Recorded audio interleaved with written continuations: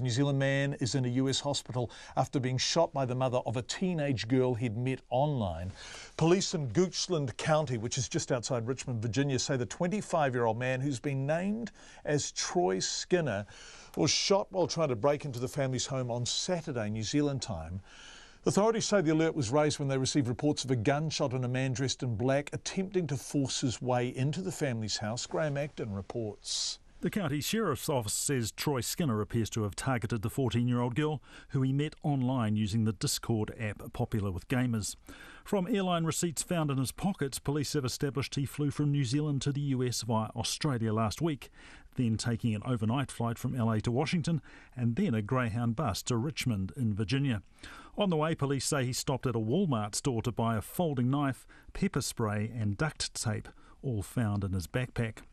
Goochland Sheriff James Agnew says police were alerted via a 911 call from a normally quiet neighbourhood.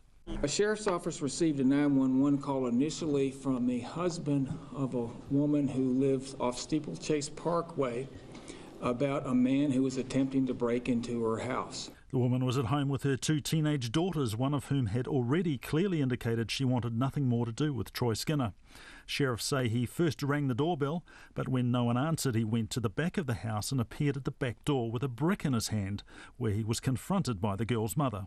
She yelled to him, "I have a gun, don't come in here, go away." He didn't listen, and at some point in this interaction, he picked up the landscape stone, threw it through the glass door, completely shattered it. James Agnew says Troy Skinner then reached in to open the door and was shot on the neck. That began a lengthy period of investigation this weekend and trying to find out what the story of this guy was. His arrival here and his actions were totally unexpected by anyone.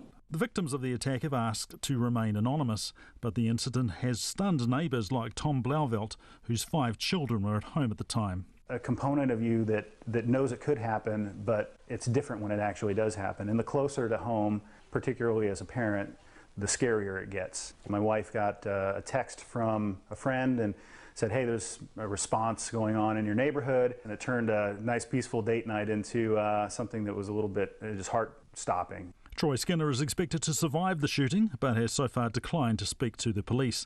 He will be charged with breaking and entering with a deadly weapon with intent to commit a serious offence. The FBI are also involved, and he may end up facing federal charges. For Checkpoint Corps, Graham Acton, 10A.